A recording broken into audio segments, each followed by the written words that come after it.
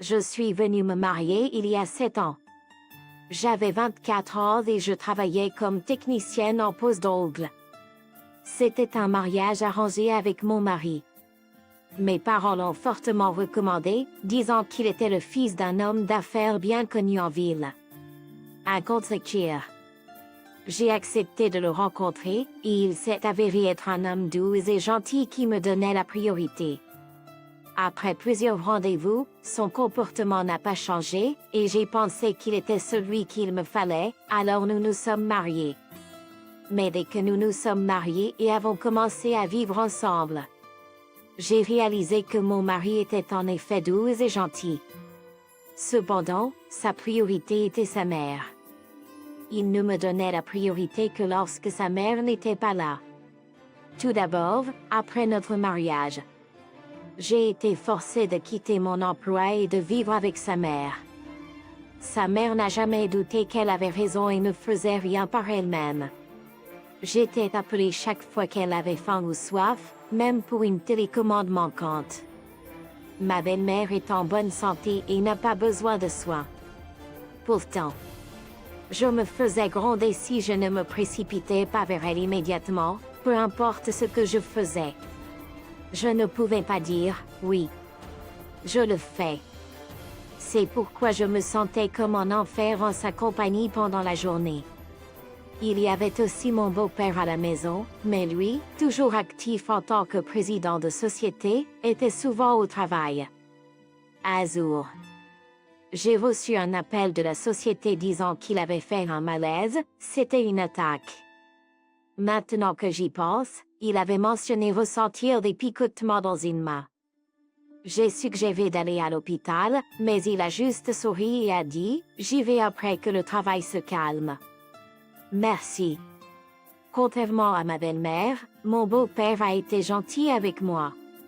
Même alors, j'ai été blâmée par ma belle-mère, disant « Si tu l'avais emmené à l'hôpital ». Même si elle-même avait dit « C'est bon. C'est juste que le travail est plus important, tu sais. » Et puis, comme si c'était naturel, je suis devenue responsable des soins de mon beau-père. La chambre du patient sent trop fort, ma belle-mère et mon mari se sont plaints et l'ont complètement évité. Mon beau-père avait toujours l'air désolé, et il a suggéré à plusieurs reprises à ma belle-mère, en disant « Engageons un soignant ». J'ai même entrepris les démarches pour en engager un une fois quand on me l'a demandé, mais ma belle-mère l'a bloqué en disant « C'est de l'argent gaspillé. Avoir des étrangers chez nous? Gênant. » À la fin, je n'ai eu d'autre choix que de m'occuper de lui toute seule. À cause des soins et de l'assistante personnelle de ma belle-mère, chaque jour était si difficile. Je survivais en pensant, être esclave serait peut-être mieux. Mon corps était épuisé, mais m'occuper de mon beau-père n'était pas un fardeau. Chaque fois que je faisais quelque chose pour lui, il me remerciait sincèrement et avec gratitude. Nous partagions même secrètement des plaintes sur ma belle-mère. Sa nature joyeuse m'a beaucoup aidé. Aussi, le fait que ma belle-sœur, qui habite à proximité, passe de temps en temps était un soulagement. Elle était aussi réceptive que ma belle-mère, mais contrairement à elle, elle était attentionnée et pouvait admettre ses erreurs. Ma belle-sœur était occupée à diriger l'entreprise à la place de mon beau-père, donc elle ne pouvait consacrer qu'un peu de temps pour discuter mais ne pouvait pas aider avec les soins. Elle essayait de se relayer pendant son temps libre et me donnait souvent un geste d'appréciation, en disant « Je suis désolée de te laisser tous les soins. » Ma belle-mère est restée la même, mais grâce à ces deux-là, je m'en sortais d'une manière ou d'une autre. Puis, choquant, l'affaire de mon mari a éclaté au grand jour. J'ai trompé parce que ma femme ne me donnait pas d'attention, a-t-il dit en évitant le contact visuel. J'avais tellement travaillé. Je n'ai pas pu m'empêcher de proposer le divorce, mais ma belle-mère et mon mari m'ont supplié de rester en larmes. Mon fils a fait quelque chose de stupide. Il est compréhensible que tu sois en colère, mais il ne peut pas vivre sans toi. S'il te plaît, reste, Ne divorce pas, ne l'abandonne pas, a supplié ma belle-mère en baissant la tête. Mon mari n'arrêtait pas de marmonner, je ne le referai jamais. Je suis désolée. Je ne ressentais rien pour leurs larmes, mais j'étais préoccupée par mon beau-père. Ma belle-mère avare n'accepterait pas de le placer dans un établissement, et je ne pouvais pas imaginer qu'elle prenne en charge les soins. Et si, après mon départ, mon gentil beau-père était négligé? Imaginons le pire. Je ne pouvais tout simplement pas l'abandonner. Mon beau-père ne savait rien de l'aventure de mon mari. Ne voulant pas attrister mon beau-père, je ne dis rien. Ma belle-mère est devenue légèrement moins dure envers moi. Peut-être avait-elle peur que je parte. Puis, 3 ans plus tard, mon beau-père est décédé paisiblement dans son sommeil. Le jour de sa mort, ma belle-mère a dit quelque chose d'incroyable. Tu peux partir maintenant. Pardon. En pleurant à côté du corps de mon beau-père. J'ai été regardée froidement par ma belle-mère. Puis elle m'a remis un formulaire de divorce complété. C'est pourquoi je dis que tu n'es plus nécessaire. Tu voulais un divorce, n'est-ce pas? Très bien, vas-y et pars rapidement. J'étais sans voix devant ces paroles dures. Ils ont plaidé pour ne pas divorcer et pour rester dans cette maison. Est-ce ainsi juste après la mort de mon beau-père? À la fin. Je n'étais qu'un soignant. Quand j'ai vu mon mari se tenant derrière ma belle-mère, il a rapidement détourné les yeux. Il s'est retiré plus loin dans la maison comme s'il fuyait. Était-il toujours complètement sous le contrôle de ma belle-mère? Quel était le sens de ces 10 ans où nous étions censés être mari et femme? Compris. Je vais commencer à faire mes bagages maintenant. Je me suis levée et, tenant les papiers de divorce que ma belle-mère m'avait remis, j'ai regardé mon beau-père avec une expression paisible sur le visage. J'aurais aimé pouvoir assister à ses funérailles. Lopez. Je suis désolée. J'ai mis mes quelques affaires dans un sac de voyage. Était-ce la solitude de sa disparition, la honte d'avoir été utilisée par ma belle-mère jusqu'à la fin, ou peut-être le soulagement de pouvoir enfin quitter cette maison? Les larmes ont continué de couler alors que je faisais mes bagages. À ce moment-là, une voix a retenti derrière la porte cuissante. C'était ma belle-sœur qui s'était précipitée en entendant la nouvelle. Merci beaucoup pour tout. Votre présence a été une bénédiction pour moi et pour beau-père. Nous nous sommes serrés dans les bras et avons pleuré tranquillement ensemble pendant un moment. Après m'être un peu calmée, ma belle-sœur a remarqué mes sacs emballés. Tu es enfin libre. Oui, c'est frustrant d'avoir été manipulé par ma belle-mère jusqu'à la fin. Mais je suis heureux de partir maintenant que mon beau-père est parti. Ma belle-sœur a opiné du chef en signe d'accord. Mais maintenant, je dois trouver un endroit où vivre et un emploi. Il ne semble pas que je recevrai de pension alimentaire du divorce. Quand j'ai dit cela, les yeux de ma belle-sœur se sont écarquillés de surprise. Belle-sœur, est-ce que beau-père ne t'a pas dit? Me dire quoi? Me voyant perplexe, ma belle-sœur apparut surprise. Puis elle a dit, tu comprendras bientôt. Ça va aller, en tapotant mon épaule. Dépêchons-nous de déposer les papiers de divorce. Je n'avais pas encore fini de faire mes bagages, mais poussés par ma belle-sœur, nous nous sommes dirigés vers la mairie. Les papiers de divorce ont été déposés avec succès. En retournant chez ma belle famille, nous avons entendu un cri fort venant de la pièce à l'arrière. Qu'est-ce que c'était? Une voix si forte. Ensemble avec ma belle-sœur. Je me suis approchée avec prudence de l'endroit où se trouvait ma belle-mère. Là, nous l'avons trouvé, mon mari et un homme en costume soigneusement repassé. Ma belle-mère criait sur l'homme. Je ne peux procéder qu'en suivant les instructions et le testament laissé par le défunt. Il a montré un document scellé à ma belle-mère. Elle est devenue encore plus hystérique. mon mari essayait nerveusement de calmer ma belle-mère. Vous pouvez être mécontente du montant, mais cette maison vous revient, madame. Vous ne devriez pas avoir de problème avec les dépenses de subsistance à l'avenir. Pas de problème avec les dépenses de subsistance? Cette maigre somme ne suffira même pas à embaucher une femme de ménage. Alors que ma belle-mère se grattait frénétiquement la tête dans l'agitation, elle m'a remarqué. Tu es encore là? Dia. Je suppose que si tu es là, il n'y a pas besoin d'une femme de ménage, n'est-ce pas? Excusez-moi. Je suppose que je vais te laisser continuer à vivre dans cette maison, a déclaré ma belle-mère avec arrogance. J'ai soupiré et regardé ma belle-mère. J'ai refusé. Toi?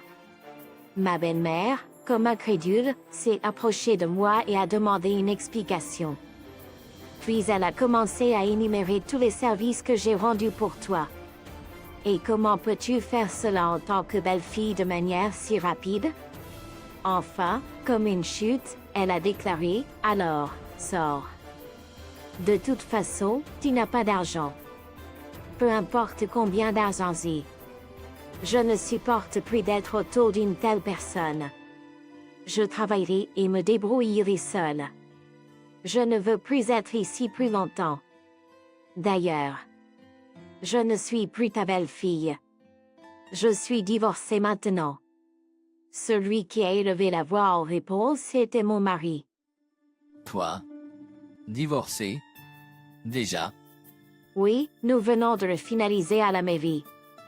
En entendant cela, mon mari s'est effondré à genoux et a commencé à pleurer.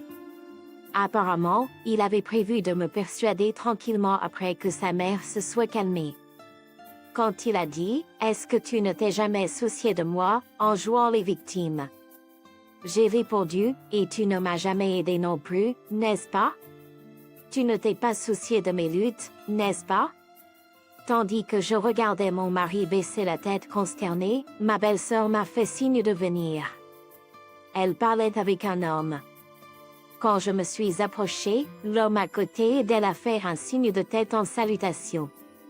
C'était l'avocat de la famille de mes beaux-parents.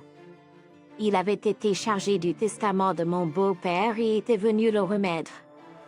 J'ai des messages du défunt pour vous, belle-sœur, et pour vous, belle-fille. L'avocat a remis une enveloppe à ma belle-sœur et à moi. Veuillez vérifier le contenu plus tard. Étant donné l'excitation actuelle, nous pouvons nous rencontrer un autre jour. Après cela, ma belle-mère, dans un accès de colère, a abandonné les préparatifs des funérailles. Ma belle-sœur a donc pris en charge en tant que chef de deuil, et j'ai aidé. J'étais contente de pouvoir dire au revoir à mon beau-père comme il se doit. Une fois les funérailles terminées, j'ai pris mes affaires et je suis temporairement allée vivre chez ma belle-sœur. À mon mari. Je n'ai dit que merci pour tout en nous séparant. Il avait l'air de vouloir dire plus, mais il n'y avait rien d'autre à discuter. En arrivant chez ma belle-sœur, nous avons pris un moment pour nous détendre. Puis, nous avons chacun vérifié les enveloppes qui nous préoccupaient. À l'intérieur se trouvaient des lettres de gratitude de mon beau-père. Je suis désolé pour ma femme arrogante et mon fils peu fiable. Ça a dû être dur tous les jours. Tu aurais pu partir, mais tu es resté pour t'occuper d'un vieux comme moi. Merci beaucoup. Maintenant que je suis parti, tu es libre. Je veux que tu fasses ce que tu veux, comme tu veux, en compensation pour ta patience. J'ai vraiment apprécié le temps que j'ai passé avec toi. Merci. L'écriture était désordonnée, mais elle était remplie des sentiments sincères de mon beau-père. Mes disons n'ont pas été vains. Savoir qu'il était heureux me donnait l'impression que tout en valait la peine, juste pour cette lettre seule. Cependant, le cadeau de mon beau-père n'était pas seulement les lettres. Plus tard, j'ai rencontré le notaire aux côtés de ma belle-sœur pour discuter de l'héritage. En tant que sa fille biologique, ma belle-sœur avait droit à l'héritage. en tant que belle-fille, et maintenant ex-belle-fille. Je ne l'ai pas. J'allais quitter la pièce quand ma belle-sœur m'a arrêté, en disant qu'il y avait quelque chose pour toi aussi. Elle et le notaire ont d'abord discuté et leur conversation s'est terminée en douceur. Ensuite, le notaire s'est tourné vers moi. Merci pour tes années de soins. Ce n'est pas quelque chose que n'importe qui peut faire. Le défunt vous était très reconnaissant. Je me sentais un peu gênée d'être ainsi louée ouvertement. Puis la conversation a tourné autour de l'héritage. Pour moi, j'ai été surpris, mais il a confirmé, c'était le souhait du défunt. L'avocat a ensuite présenté quelque chose qui m'a laissé sans voix. Mon beau-père m'avait laissé une somme d'argent qui me permettrait de vivre confortablement même sans revenu pour l'avenir prévisible. De plus, il m'avait laissé quelque chose lié au travail que j'aimais. Ici, l'installation est entièrement équipée, mais il n'y a pas d'employé. Le loyer est très raisonnable. Incrédulement, mon beau-père m'avait laissé une petite boutique. Elle était située dans un quartier animé près de la gare. Il avait l'intention que j'ouvre mon propre salon de manucure là-bas. Je me suis souvenu d'avoir parlé de mon rêve à mon beau-père. Je l'avais mentionné qu'une seule fois, de manière décontractée lors d'une conversation. Que cela lui soit resté en mémoire m'a profondément touchée. Se sentant dépassée, ma belle-sœur est venue à mes côtés. Ne t'inquiète pas. Mon frère ne sait rien à ce sujet, et je vais reprendre l'entreprise de papa. Si tu as besoin d'aide ou de conseils, je suis là pour toi, m'a-t-elle assuré. Avec le soutien de ma belle-sœur, j'ai décidé d'ouvrir mon propre salon de manucure. Quant à ma belle-mère et à mon ex-mari, ils ont continué à vivre dans cette maison comme avant. Aucun des deux ne peut faire le ménage, alors ils ont commencé à embaucher des femmes de ménage. Mais il semble que tout le monde démissionne rapidement à cause de ma belle-mère. Récemment, personne n'est prêt à travailler pour eux. Dans le quartier, il y a des rumeurs qui disent qu'il y a un démon qui vit dans cette maison, et ma belle-mère en est devenue découragée et beaucoup plus silencieuse. Quant à mon ex-mari, il reste eux-mêmes, se contentant de faire acte de présence au travail. Il commet de nombreuses erreurs et semble être constamment réprimandé par ma belle-sœur. Au fait, j'ai reçu de nombreux emails pour une éventuelle réconciliation, mais je les ai tous ignorés. Il n'a pas appelé. Je suppose qu'il n'a pas le courage de me parler directement. D'un autre côté, ma belle-sœur semble exceller dans son travail. Nous nous retrouvons parfois pour prendre le thé, et à chaque fois, elle semble rajeunir. Quant à moi, j'ai utilisé une partie de l'héritage de mon beau-père pour louer un appartement. Mon salon de manucure n'est pas plein à craquer, mais il se porte bien. Mes clientes repartent heureuses et reconnaissantes. C'est une satisfaction en soi. Maintenant, contrairement à avant, je ne suis plus victime de violences verbales à la maison. Chaque jour est épanouissant. Avançons. Je veux profiter de ma liberté tout en étant reconnaissante envers mon beau-père.